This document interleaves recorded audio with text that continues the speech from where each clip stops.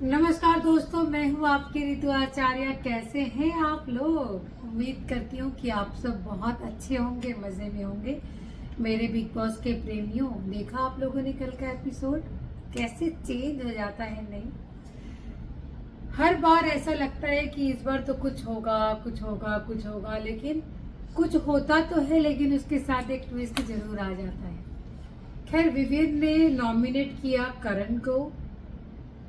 वो समझ में आता है, फेयर इनफ, क्योंकि साफ साफ करण ने अपने हिसाब से कभी दोस्ती का वो नहीं दिखाया।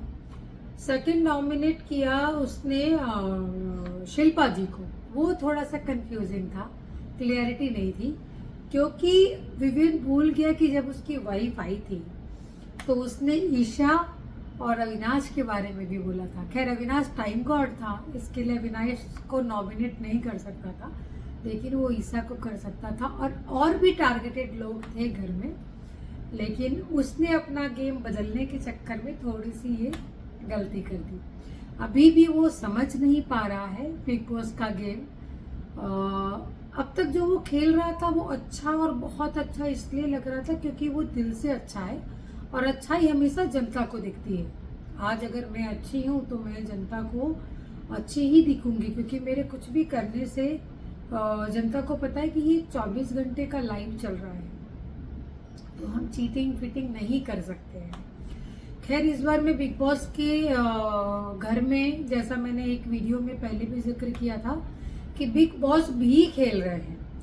लाइव फीड से अभी थोड़ी देर पहले मेरी टीम ने निकाल के लाई, और मैंने भी देखा है कि जैसे कि टास्क हुआ था टाइम गॉड के लिए, तो उसमें भी बिग बॉस ने पहले ही बोल दिया था कि कोई किसी का पेंट उतार सकता है, उसको खराब कर सकता है, और इस बार टीम आपको खुद ही चुननी है। तो टीम हो गई ए और बी। तो वही हुआ कि रजत दलाल ने फिर से बल का प्रयोग किया, और बहुत बार रोकना पड़ा बिग बॉस को कि भाई बस करो। एक तो मुझे ये नहीं समझ में आ रहा है कि बिग बॉस का जो एक बहुत अहम रूल था, वो इस बार बार बार नजरअंदाज क्यों किया जा रहा है? क्यों मारपीट करने वाले को या इस तरह की भाषा का प्रयोग करके कॉलर पकड़ने वाले को घर से बाहर का रास्ता नहीं दिखाया जा रहा है? क्योंकि जितने भी लोग बिग बॉस का कॉन्ट्रैक्ट साइन करते हैं, सबसे पहला ही वही होता है कि भाई तुमने अगर किसी को हाथ लगाया, कुछ किया, तो तुम घर के बाहर आउट। बट इस बार बहुत ज्यादा उन सबको चांसेस मिल रहे हैं। क्यों? क्या बिग बॉस की टीआरपी कम आ रही है? जहां तक मैंने सुना है, मेरे पास एक्चुअल आंकड़ा नहीं है, कि बिग बॉस की टीआरपी 1.3 से जो शुरू में थी वही टीआरपी अभी भी बढ़ी नहीं है। इसलिए बिग बॉस शायद ये सब चीज़ों को होने दे रहे हैं कि शायद उसके जो जिसके जिसके फैन फॉलोइंग है वो लोग इस चीज़ को फॉरवर्ड करें और उनकी टीआरपी बढ़े। खैर, ये तो बिग बॉस की स्ट्रैटेजी, और डेफिनेटली आज कोई बिजनेस के लिए बैठा है तो वो अपने बिजनेस स्ट्रैटेजी को सोचेगा, इसमें कोई प्रॉब्लम नहीं है। लेकिन प्रॉब्लम है कि हिंसा तो नहीं ही होनी चाहिए। कुछ भी आपकी स्ट्रैटेजी हो, उस पर एक पनिशमेंट तो बनता है, और हर बार बनना चाहिए। पर यहाँ मैंने देखा कि एक सॉरी बोल के काम हो जाता है। मुझे अंग्रेजों से इसी चीज़ की एक लड़ाई है मेरी, कि खाली सॉरी और थैंक यू बोल लो और निकल लो। अरे भाई, हर माहौल के लिए सॉरी नहीं होता, और हर सिचुएशन के लिए थैंक यू भी नहीं होता है। क्योंकि जहाँ भी सॉरी और थैंक यू जुड़ा होता है ना, तो वहाँ पे इमोशन अटैच होता है, चाहे वो अच्छा इमोशन हो या बुरा इमोशन हो। ये अगेन मेरा खुद का स्ट्रांगली फीलिंग है और मेरा मानना है। खैर, अब हम बात करते हैं फिर से बिग बॉस के खेल की। धीरे धीरे खेल अब बहुत आगे बढ़ गया है। हम लोग ऑलमोस्ट आधा सीजन कवर कर चुके हैं। अब आप लोगों को क्या लगता है कि कौन सा कंटेस्टेंट ऐसा है जो एंड तक बना रहेगा, और जो शुरू से जैसा है वैसा ही है? देखो, मैं करणवीर को पसंद करती हूँ, शिल्पा जी को पसंद करती हूँ, चुंग को पसंद करती हूँ, बट फर्स्ट प्रायोरिटी मेरा करणवीर है, सेकंड चुंग है, थर्ड मेरा विवियन था। लेकिन अब जिस तरह से वो गेम खेल रहा है, अभी भी वो अब ज़्यादा कंफ्यूज लग रहा है, तो अब मेरे फोर्थ पे आ गई हैं शिल्पा जी। ये मेरा ओपिनियन है। रजत दलाल को मैं किसी भी कैटेगरी में नहीं देखती हूँ, एंड ईशा को भी नहीं देखती हूँ, और बाकी सब तो डेफिनेटली चले ही जाने वाले हैं, इसमें कोई दो राय नहीं है। अभी भी घर बहुत भरा भरा लग रहा है, तो वो बिग बॉस ऐसा कोई टास्क लाएंगे, फटाफट फटाफट सबका एविक्शन करते जाएंगे। तो मेरे हिसाब से करणवीर मेहरा एक इकलौता इंसान है जो डे 1 से जैसा बोल रहा है ना, वो वैसा ही कर रहा है। और कहीं ना कहीं मुझे लगता है वो बंदा भी बहुत इमोशन है, लेकिन उसको थोड़ा सा वो कंट्रोल कर रहा है। जैसे अपने पास की लाइफ के बारे में वो बिल्कुल बात नहीं करना चाहता। और चुम के साथ जब उसका एक डिस्कशन हो रहा था, तब उसने बोला कि भाई मेरी वजह से एक नहीं 2 लोगों ने सफ़र किया है। ये बात एडमिट करनी भी नेशनल टेलीविज़न पे बहुत बड़ी बात है।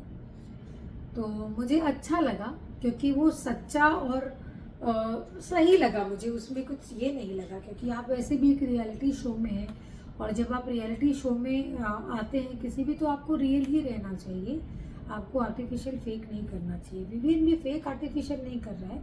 अब जो भी कर रहा है वो अविनाश कर रहा है, क्योंकि अविनाश सिर्फ गेम गेम गेम सोच रहा है।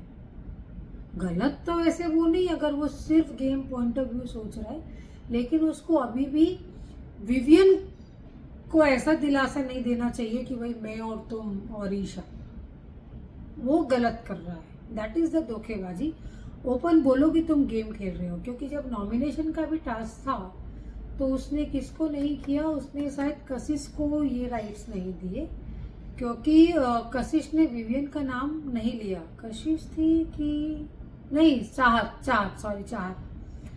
चाहत ने विवियन का नाम नहीं लिया, तो इसके लिए उसने नहीं दिया। तो उसको ये चीज़ बोलना ही नहीं चाहिए था कि भी विवियन से भी तुम्हारी दुश्मनी है और मेरे से भी दुश्मनी थी, तो तुम हम दोनों को छोड़ के किसी और का नाम ले रही हो। तो विच इज़ वेरी रॉन्ग।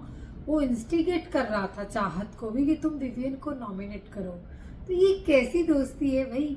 और क्या ये देख के भी विवियन को क्वेश्चन मार्क नहीं आ रहा है? क्योंकि बहुत सीधी सी बात है कि अगर 3 नाम किसी के ले लिए तो वो सीधा सीधा नॉमिनेशन में चला जाएगा, और 3 से कम नाम लेंगे तो वो नॉमिनेशन में नहीं जाएगा। तो सच में मतलब अभी वो इतना जोरदार गेम खेल रहा है, पर वो शायद ये भूल गया है कि जो हमारे पब्लिक है, जो हमारी जनता है, वो ऑनेस्टी को बहुत ही नज़र से और ध्यान से देखती है। जैसे कि विवियन की वाइफ नोरा ने बोला कि भाई करणवीर एक जूनियर आर्टिस्ट था, तो पूरी इंडस्ट्री एकजुट हो गई। अब जीतेगा तो देखो, who is the best man he win, who is the best women she win.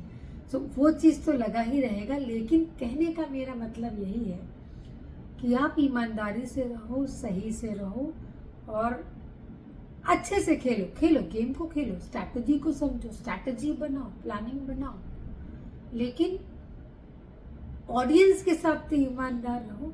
और या घर में कहीं भी हम जाते हैं तो लाइफ में होता नहीं कि भाई कुछ लोग अटैच हो जाते हैं, चाहे वो सफ़र, ट्रेन के सफ़र हो, फ्लाइट का सफ़र हो, कुछ भी हो, तो फ्यू पीपल आर अटैच। तो ऐसा भी होता है। तो आप तो इतने दिनों के लिए हैं, तो क्यों विवियन के साथ आपकी जेन्युइन अटैचमेंट नहीं दिख रही अभी भी? सो विवियन जी, आपको अगेन जागने की ज़रूरत है। सो एक कॉफ़ी का शॉट लगाइए जो कि आपका फेवरेट है, और उसके बाद में देखिए कि आपके दुश्मन सिर्फ करण और शिल्पा जी तो खैर कभी भी आपके दुश्मन नहीं थी। आप बाहर आएंगे तो आपको पता चलेगा। सिर्फ जैसे कि आप समझ रहे हैं कि शिल्पा और करण है, नहीं, आपके दुश्मन बिल्कुल आपके दिल के करीब है। सो आज के लिए बस इतना ही। कैसा लगा मेरा ये वीडियो आप लोगों को? अभी तक आपने मेरे चैनल को सब्सक्राइब नहीं किया तो यार जल्दी से जाओ, सब्सक्राइब करो, बेल आइकन का बटन को दबाना नहीं भूलना। तब तक के लिए जय हिंद, जय भारत।